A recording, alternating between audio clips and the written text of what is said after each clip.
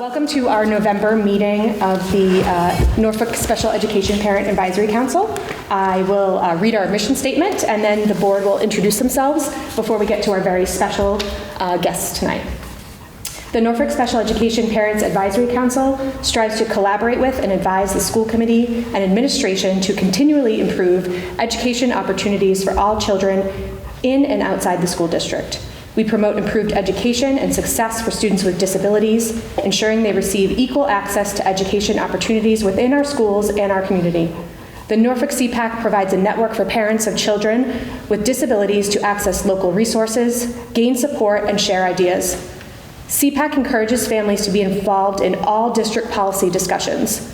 The Norfolk SEPAC is a 501c3 volunteer-led organization. All donations to our organization are tax deductible, and we are all parent volunteers. Okay, so my name is Kayla Costa, and I am the current co-chair of the CPAC. Hi, I'm Mike McCarthy, and I'm also the co-chair for the CPAC. Sarah Logie, I am chair in charge of fundraising. Mike Findlen, Lieutenant, Norfolk Fire Department. Officer Michael Milano, Norfolk Police Department. Joe Choiniere and my partner Mitch, Sergeant with the Norfolk Police Department. I am Melissa Sear. I am the treasurer of the Norfolk SEPAC. Hi, I'm Karen Murphy. I'm the marketing person, I think, for the CPAC. All hats. I don't, yeah. All right. Thank you. All right, great. You just want to give a little intro, Sarah? Yeah, thank you guys so much for coming. You introduced yourselves. Thank you. I didn't want to butcher your last name. That's all right. So we were just hoping to have this opportunity for you guys to come in and talk specifically about your response with children and anything you can teach us about modifications you might make for kids with special needs. I know we've discussed this in depth, but if you can share with the CPAC, we'd kind of just love to hear what you guys are doing with the little ones. Sure. Do you want to go over the registry first? And then... So recently, to kind of get ahead of the game when we're dealing with situations like this, I took over the autism awareness page, and we have a registry that goes with that. And it is a packet, it's 3 pages. It goes over the individual's name, where they live, their age. It also asks some things like if they are aware of danger, if they're blind, deaf, anything that might help us with communicating, because we do have the Carter kits that have cards in them so we can communicate if they're nonverbal. Also, if they have any specific issues to sensory things, so we know when responding with lights and sirens to turn them off. It's something that dispatch would have access to let us know in case it's not made aware to us on the call. And how do people find the autism registry? So it's right on the Norfolk Police Department page. There's a tab on the side menu that it says autism awareness on it, and they would just click on that. And then there would be this packet as well as another packet, informational packet for parents to look at. And then on there is the directions to either mail it or email it to the Norfolk Police Station or my email address. So they don't need to come in person? It can all be done from home? They don't have to come in person. They can just do it all from home and try and make it easy for whoever will be filling it out. Connect to dispatch? Once it's sent to us, we would be able to upload it into our system, and dispatch would have access to that. So it connects it to an address, so if you get a call, you don't even need to ask. Yeah, when the call comes up and that address comes up, it would kind of give a little alert, and it would say exactly what's going on, and then they would also have access to the packet where they could go through and give us information we need, or if it's someone who wanders, places they like to go, so that the one officer that's going to the house, the other officers on shift can start looking ahead of time and already have a picture of the person and know where they might go. And is it only for kids with autism? Nope, it would, any special needs or anything like that, anything you're concerned of, you can fill it out. We also have one for Alzheimer's as well for adults. Oh, fantastic. And then just 2 things, I think you kind of answered one. Do families attach photos or send photos along with it? Yes, they would have to attach a photo with it as well, just in Okay. case they do. It's also to help us if they wander, just for us, Yeah. so we have a picture, so we know who we're looking for, make it a little easier to get that photo out to the officers, so. Absolutely. And then do you recommend like refreshing every couple years? Like what's, Yes, every couple of years, or if anything changes that you find significant, Yep. I would update that and send it back to us, and we can just keep updating the card for dispatch and for us to be able to see, because we'd also have access to it in our computers as do you well. keep a history? Or is it just refresh that page and they don't see like, oh, like Larry was wandering here and then all of a sudden just kind of packet, like he has actually, like a database of where he actually has been? There is. Everything is logged, so if we were to search an address where a child may live, we're going to see all those previous incidents. So dispatch can say, last time this occurred, we found him over here. Awesome. So that might be somewhere where we go look if there's signs going that way. And then as well in the packet, the last page is actually, if he's wandered before at home and we're not aware of it, and like you found him before calling us, is a place to fill out all that information so we know as well where we can start looking. Awesome. Great. Maybe this is getting ahead, but how many Carter kits does the department have right now? So right now, we have one in every supervisor's car, so that's 4 supervisors' cars, and then our school resource officer. So there's 5 right now, and we have another one we keep that a patrol officer can grab and throw in their car. So I believe there's 6 total we got, and then the fire department Yep. has them. So we work tandem together. More likely than not, there is going to be a Carter kit on scene. They have them in the engine, the ambulance, so if we don't have them, or Officer Milano doesn't have one in his car, the fire department, if it's a medical issue, if it's a runaway, fire's working with us, so there will be one on site.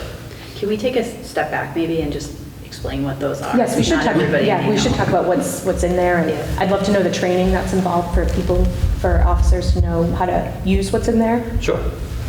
So these, like I said, they're located in the sergeant's car.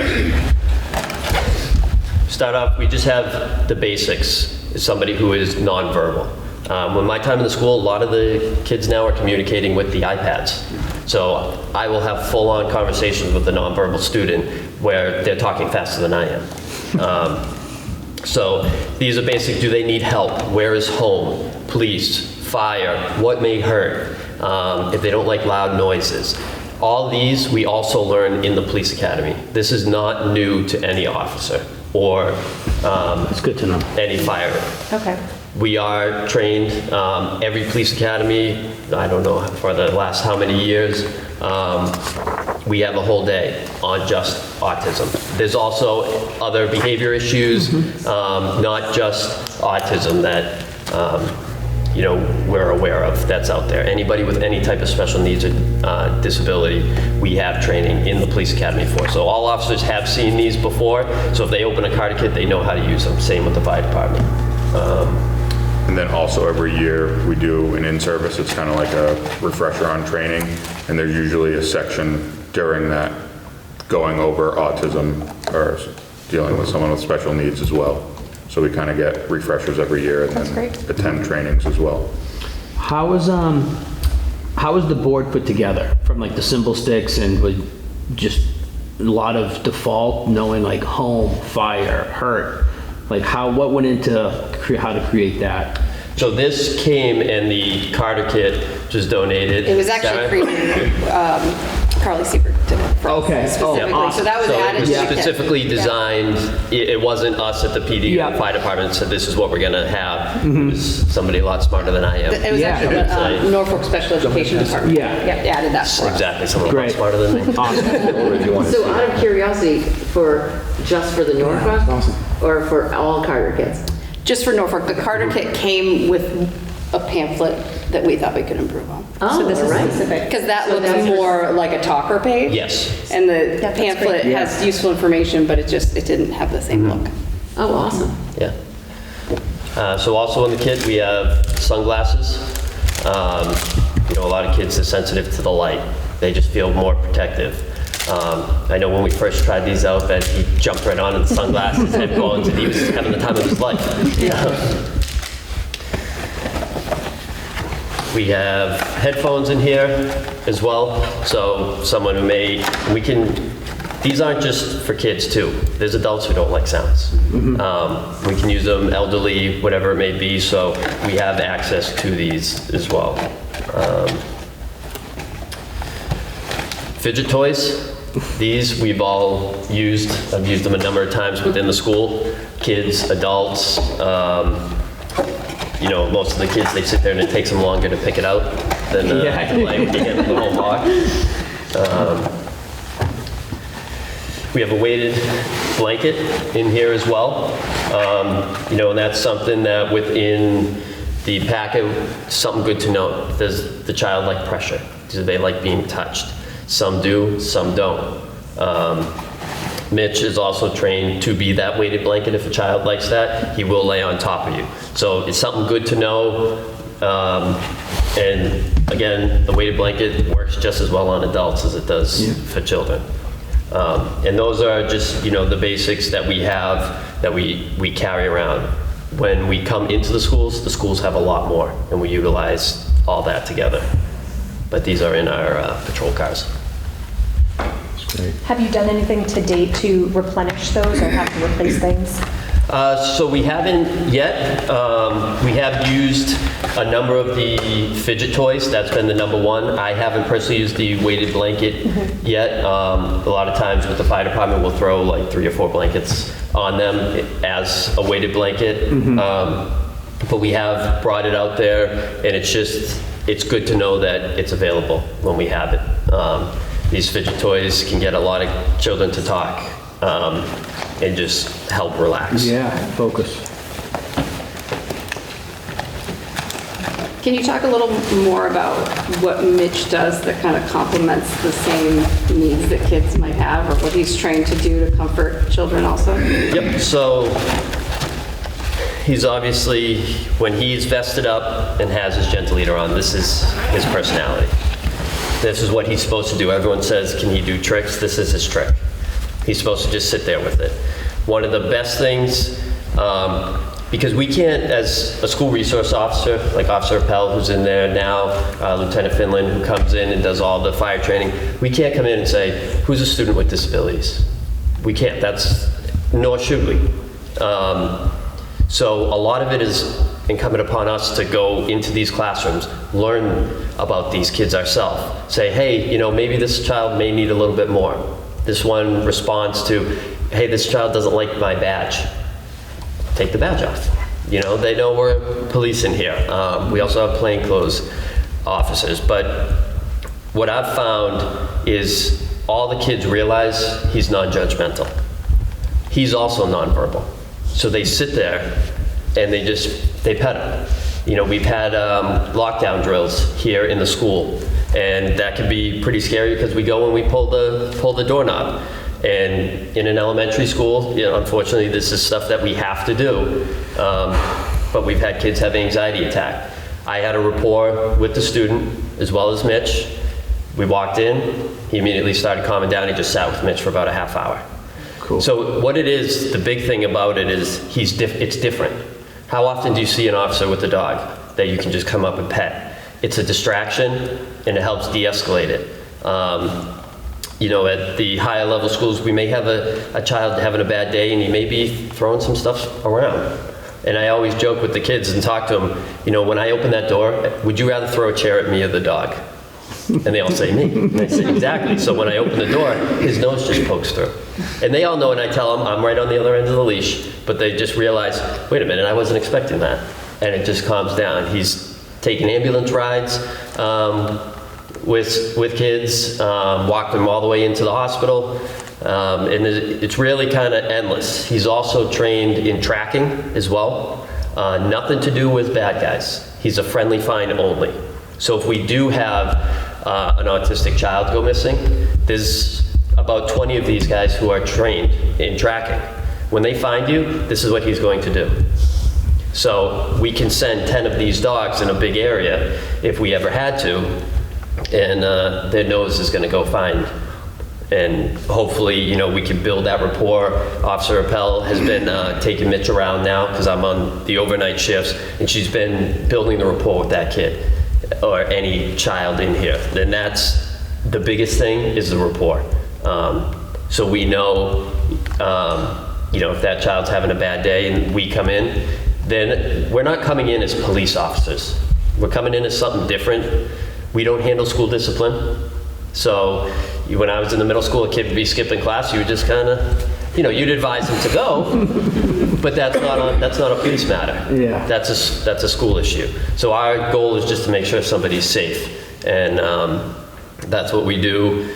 Officer Pell's been going around visiting all the classrooms, not just ones with special needs or any other considerations, because you never know which child may be having a bad day.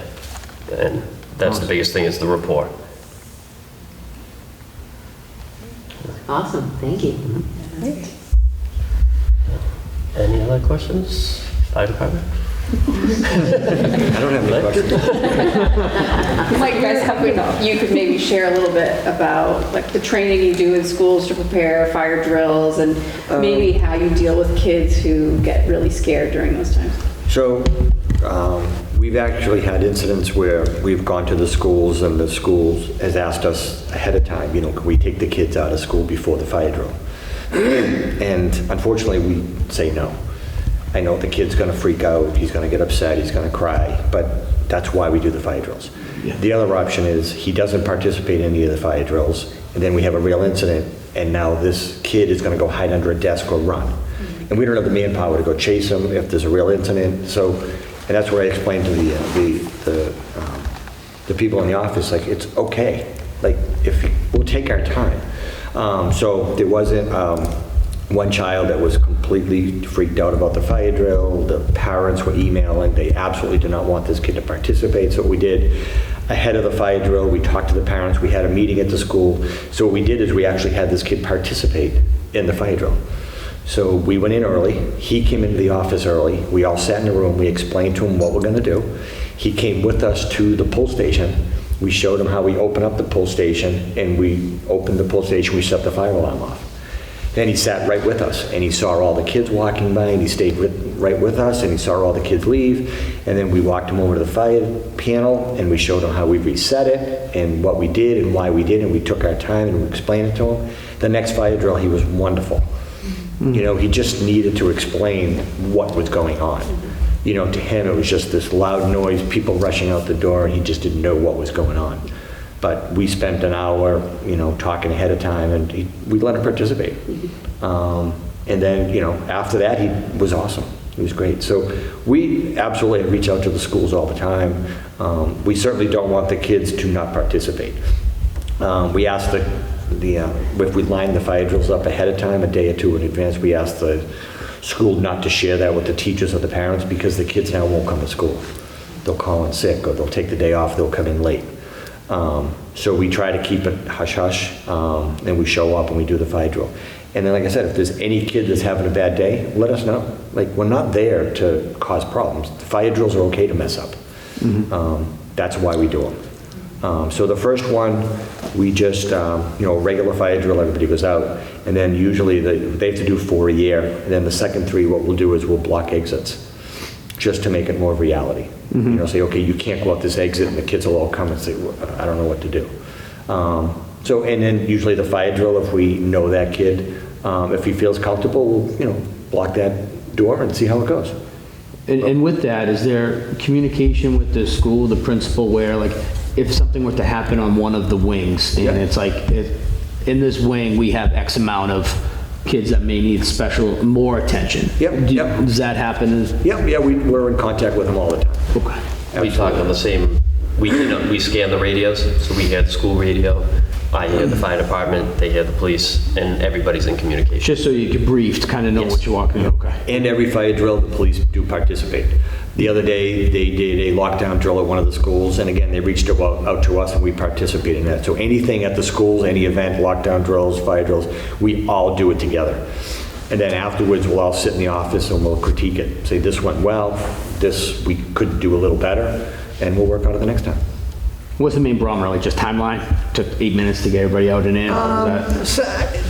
No, it's sometimes, the teacher's supposed to close doors. But if the teachers are at the library or at the gym, or they don't have a class and the door doesn't get shut. Okay. But nothing really. Yeah. No. Do you have any advice for parents at home with kids that have stuff going on as to how we at home would communicate with them when there's something happening at home, what to do? I try not to get involved in the family stuff. That's what they do. Yeah. And I'll invite them, if there's anything we can do, we'll ask their advice. Yeah. So, okay, if you're having an issue with your children, will you tell me what we can do for you? I'm not in a position to tell you. No, I guess I'm thinking, sorry to interrupt you. I think previously I don't know if it was here in a different town, like, oh, find the place, you know, all the like, you know, find your safe spot outside and everybody meets here and all of those kinds of things. Are those... So I actually just finished up the H All Day School. I do the kindergarten, first grade, second grade, and I'll talk to all the classes. And part of the talk is, you know, get out, stay low and smoke. And meeting place is one of the things that we discuss.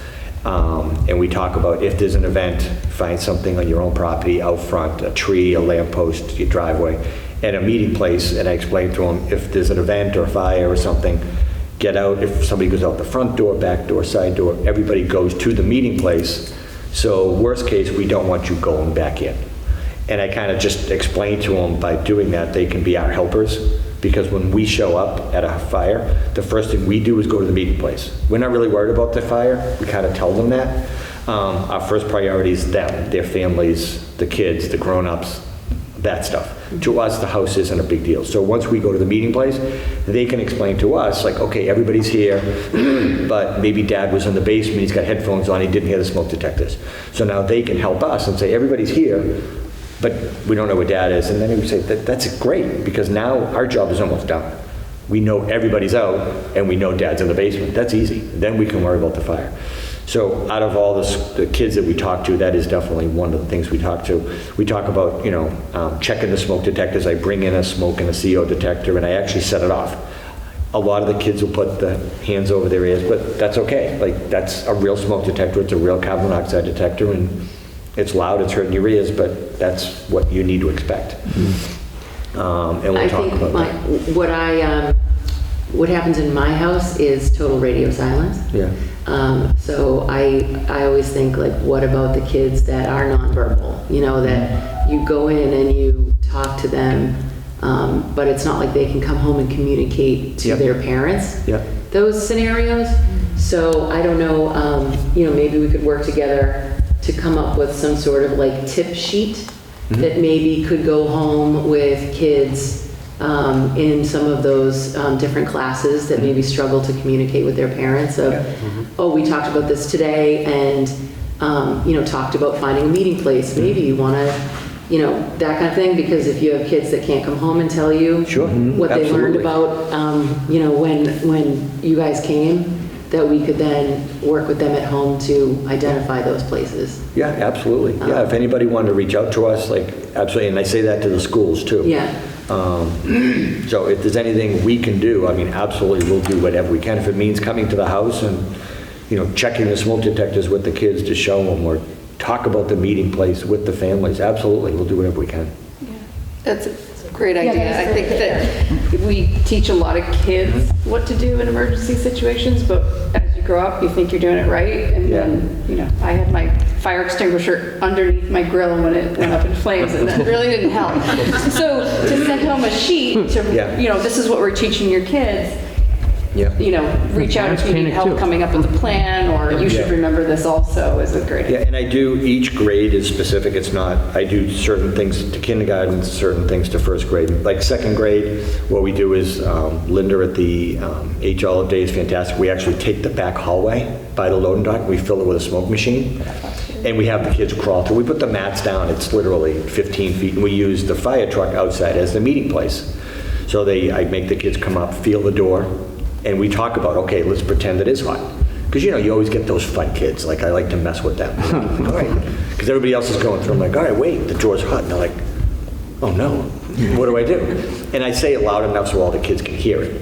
And we'll say, all right, the door's hot. We can't go. Let's find another way. And then if the door's cool, they can crawl through it. But I guess my point is so, yes, each grade is specific. So if we want to get together, I can definitely show you what I say to the kindergarten kids. This is what I do for the first grade, and this is what I do for the second grade. And if it means sending that stuff home with those specific grades, absolutely. Yeah, I think, Or have it up on the website or something. Yeah, we could do both. yeah. Yeah, and they can say, you know, the fire department came in, and this is the 10 things they talked about. Yeah. And then the parents can say, oh, this is what they talked about, let's have another conversation about it. Yeah, yeah. Well, I And think then, that way parents are speaking the same language as what those kids Yeah. heard at school. Yeah. So they can make a plan together Yeah. as a family that everybody's on the same page. Yeah. And that's such a great point, Karen. It's nonverbal kids, even verbal kids don't always come home and tell their parents what they did all day at school. Yeah. You know, I would have never known sometimes what happens if it wasn't for the school, like posting or sending a note about, you know, something really cool that happened at school that Right, day. And then you ask the question, it's like, oh yeah, that happened. oh yeah, I mean, I heard about the smoke in the hallway, and Yeah. they had to climb through it, and I was like, was there a fire? And we Why make was there fun, smoke? You know, but like, he wasn't like, oh, hi, Mom. Yeah. The fire department came today and we did a like, he didn't set up the story. He was like, there was smoke at school and I crawled through it. And it was like, We specifically, okay. we set the smoke machine up right there. Oh, yeah, yeah. So when the kids come up, they can Yeah. look through the glass and they can see the smoke machine. So Yeah. they know where the smoke, they don't come in and say, where's the Oh, smoke? no, no, no, but. It's right there. But his version of that, Yeah. when he came home, Yeah. was. Placed up in flames. It was, yeah, yes.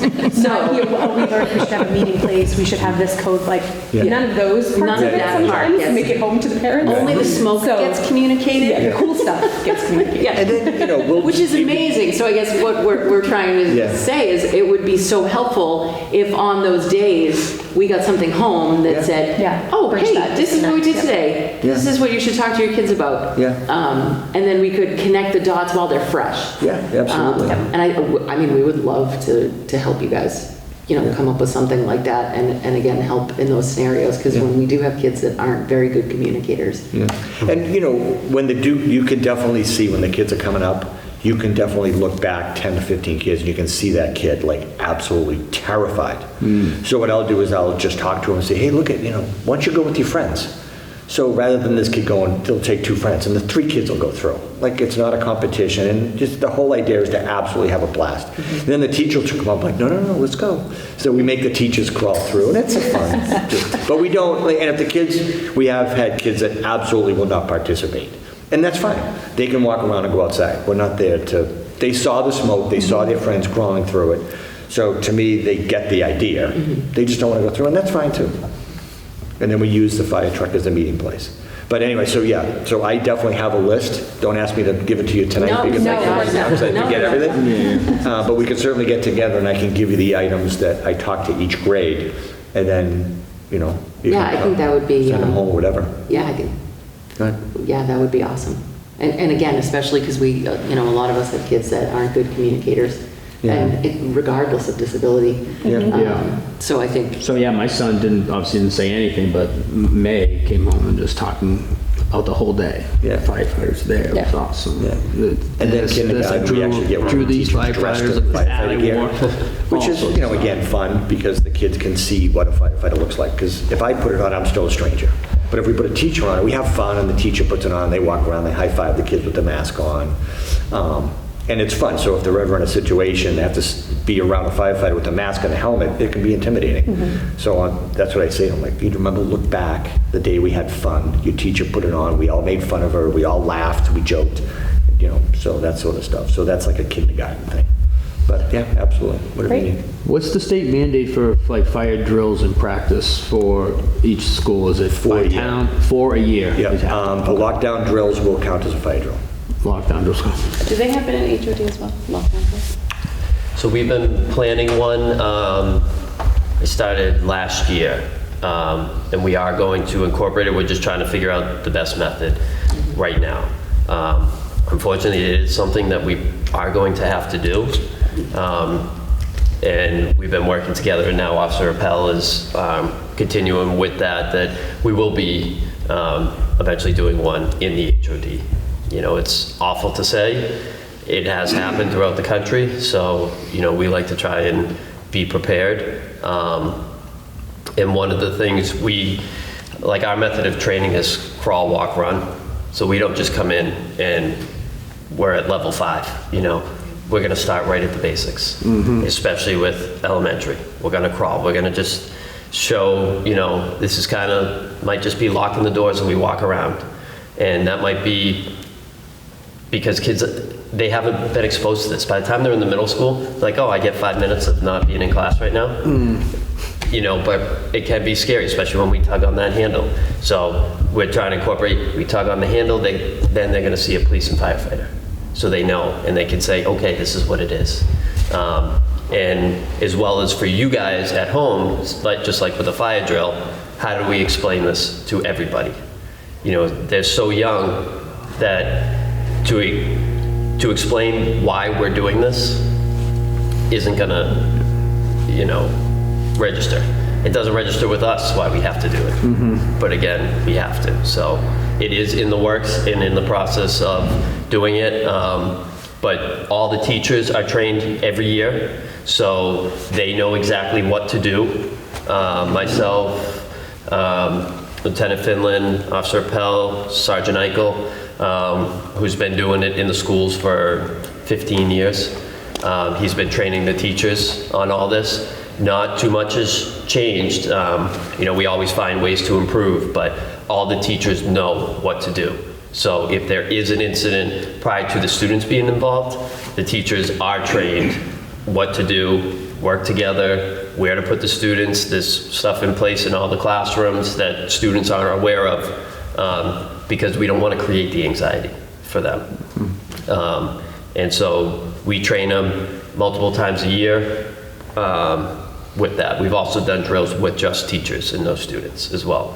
So, don't think that we're behind with it. We're trying to make sure that all the students are, on the same page, families, school, police, fire, and that the kids get the most out of it.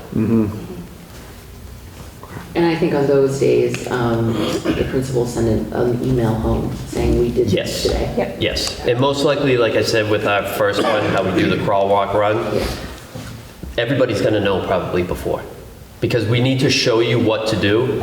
Like when you play any sport, you don't just start with a game. So we have to show them, okay, let's walk through this.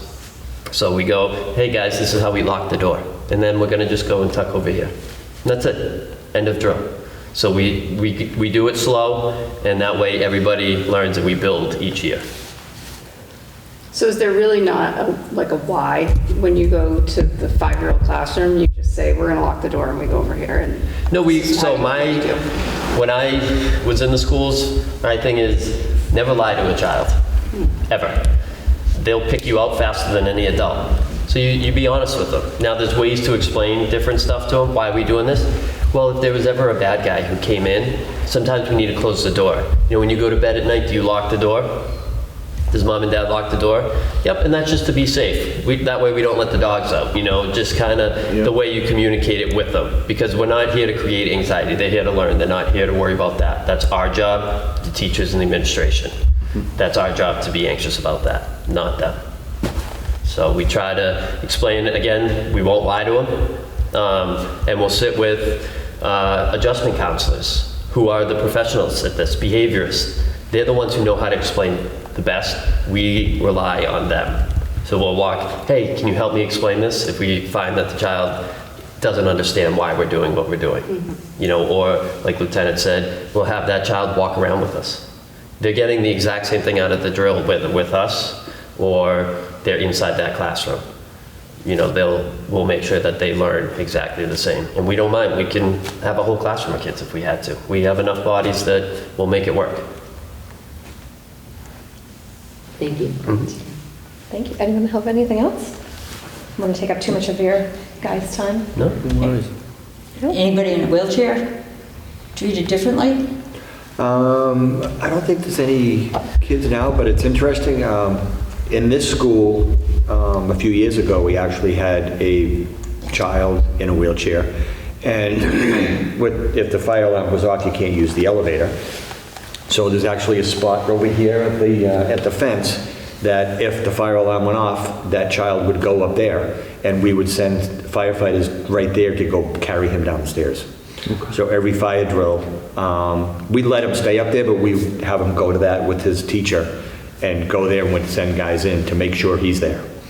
And then if there was a real situation, we always had to dedicate 2 or 3 people to carry him down the stairs. But we knew that was part of the response plan, to look for him at that spot. So if there's ever a child with a physical Yep. need, you guys will work with the school to Yep, develop a absolutely. plan? Yep, they let us know. The SRO is always in contact with the principal. They have our numbers and stuff. And that's also why the SRO, Officer Pell, is within all these schools. And when I was in here as well, we know which classrooms are which. And we know where we have to go. So that way I can come over the air and say, you know, if it's the middle school, I need somebody at room 115. And the fire department's gonna know, 115, I need to get somebody there. I know the wings in this school, I know the wings at the olive day school, and we communicate that with guys in our department as well. So that way, if I'm not there, other guys will know, fire department will be aware of it as well. The middle school we had last year, it was the BICO. And so there was 5 or 6 kids in wheelchairs there, and they participated. We did tell them that there was a fire drill, I believe, the first time. The first time, yeah, we'll let everybody in on the secret the first time. Yep, and it was a test for the staff, and the staff after, you know, kind of thanked us saying like, wow, now I know what I need to kind of have ready if there's ever an emergency. You know, and that's why we always teach, you know, for not a fire, another drill, for a lockdown, you either stay or leave. You know, and if you are in a classroom with, you know, children who you know can't go run out by themselves and you're one adult by yourself, you may have to stay. And we tell the teachers, everybody call 911. Why? I'm in room 123 and this is my situation. We're probably going to be able to get to you first and send another team in. You know, there's certain phases of our response that we kind of keep within house, but that way we can accommodate that room specifically. And we know, like you said, we're in communication with the principal, the superintendents. Almost every day, Officer Pell talks to all of them. So she's aware of the changes and goes around the school for that.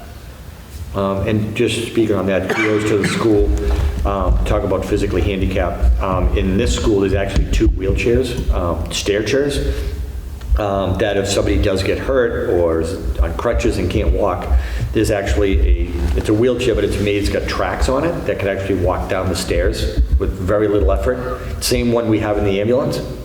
It's a great wheelchair. They have one here at this stairway and in the back stairway chained to the railing. And the staff is very good about training them on how to use it. So if there is an incident, you know, even an adult, like if they can't get down the stairs, they can put them in this chair and use the tracks and bring them down.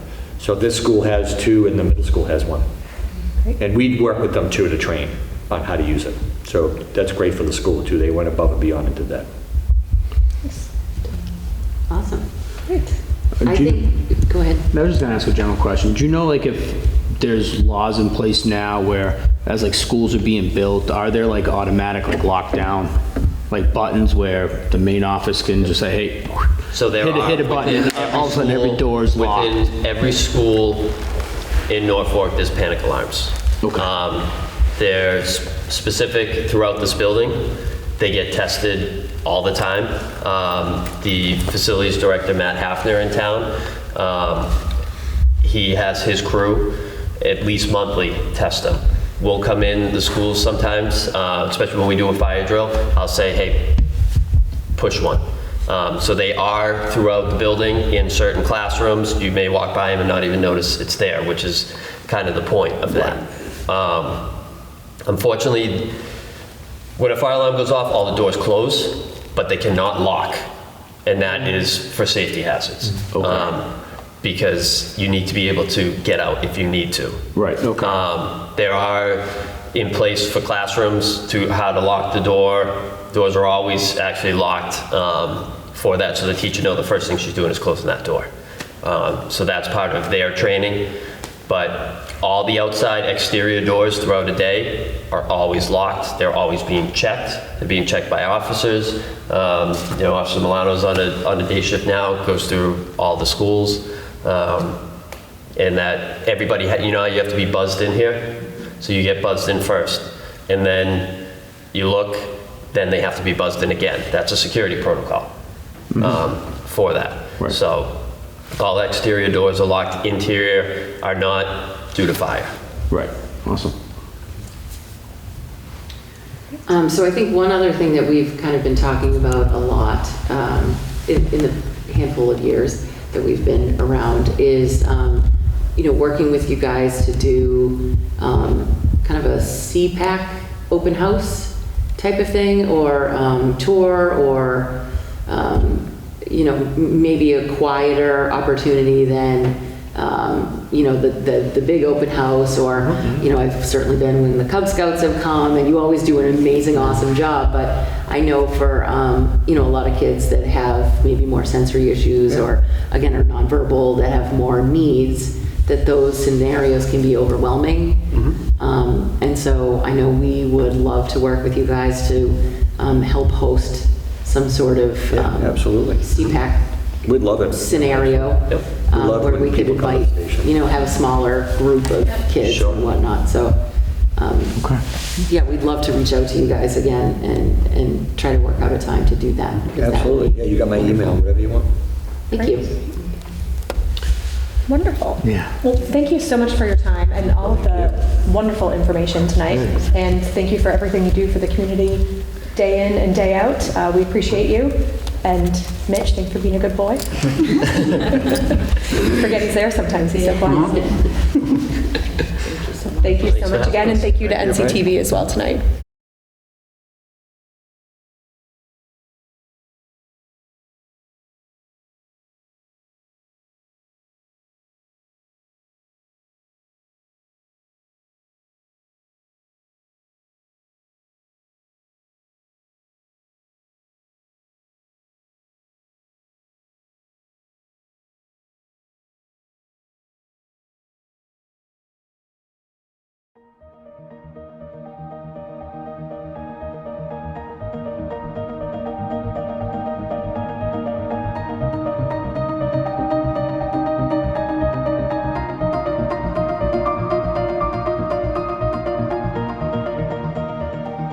Hi, I'm Michelle Palladini. I'm a sergeant here at Norfolk Police Department. And as part of our ongoing efforts to support our residents with special needs, we have been kind of partnering on some innovative ideas. I wanted to first and foremost talk about our autism and special needs registration program. Many of our residents are aware of this, but for those who are not, if you want to reach out to me here at Norfolk Police, we do have a registry where we collect information about your child or your loved one in the event that they wander, in the event that there is an issue, and you want to give us some information ahead of time, such as your child has autism and lights and sirens are noisy and lights and sirens bother them, we can know that prior to coming to your residence to work with you on whatever issue your child might be having. If your child were to wander, what are some places they might go to? Is your child verbal? Is your child nonverbal? Do they have some special interests that, might help us build a rapport with them? All of these things are really important to us, and we work closely with the fire department as well to kind of collaborate on different efforts. And I'm so pleased to announce that I had Sarah Logie approach me and say that she had something called Carter's Kits that she wanted to support Norfolk Police and Fire with. And she's been generous enough to provide us with these kits, and she's going to tell us a little bit about them. Sure. So Carter Kits is something I found through a news article online, and it was created, this company in Michigan was created. They found a need. It was a first responder who had a child with autism and wanted a tool to keep in the truck that they could access for a child in a scary situation that's having a hard time coping. So the kit has sensory tools, a weighted blanket, fidget toys, sunglasses, noise-canceling earmuffs, and we supplemented a communication tool. So for a child who might be nonverbal or maybe too distraught to be able to communicate, this provides a way for them to kind of just point and communicate with a first responder, giving yes/no responses. They can point to if they're hurt or what they need, how they feel. And then it also has kind of a visual story. So we can say, first we're going to go to the hospital and then you can go home. So this was created with the special education department in Norfolk. They partnered with us to help give us this tool. And I think we do a great job identifying kids with autism, but we didn't have a tool to use once you get on scene. And this is it.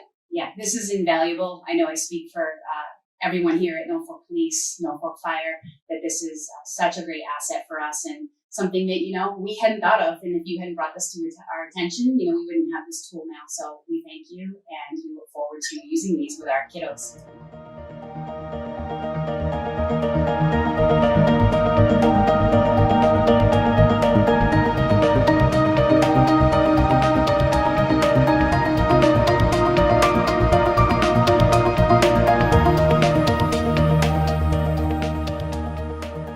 Hi, I'm Officer Choiniere, the Norfolk Police Department. I'm the school resource officer here. I'd like to thank Sarah for the generous donation of our sensory bags. You see, we have Ben here, and he's playing with some of our fidget tools. A lot of times when we respond to calls, it can be very intimidating for a child, especially somebody who may have any other requirements. And these will be used from all officers to help create a calming environment.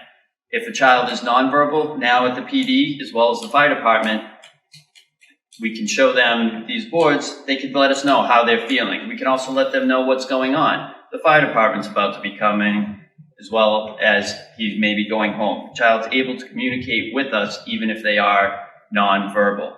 Hello, my name is Lieutenant Mike Findlen, member of the Norfolk Fire Department. We're very lucky to have these bags donated to us.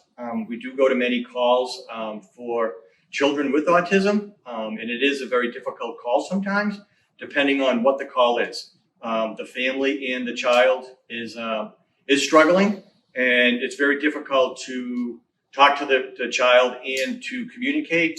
And most of all, sometimes it's very difficult to take care of some medical issues that we need to address. So we do have, part of the kit has these cards that will help us communicate. And in this kit, we have a lot of sensory things going on. We have the earmuffs, which work great. The sunglasses to kind of calm the lights down. We do have Ben here. I can say that when he came here to the fire station, he was a little anxious. But once we pulled out the sunglasses and the earmuffs, and we gave him a couple of the tools out of the bag, you can see he's resting comfortably. And on him, we do have a weighted blanket that is part of the kit.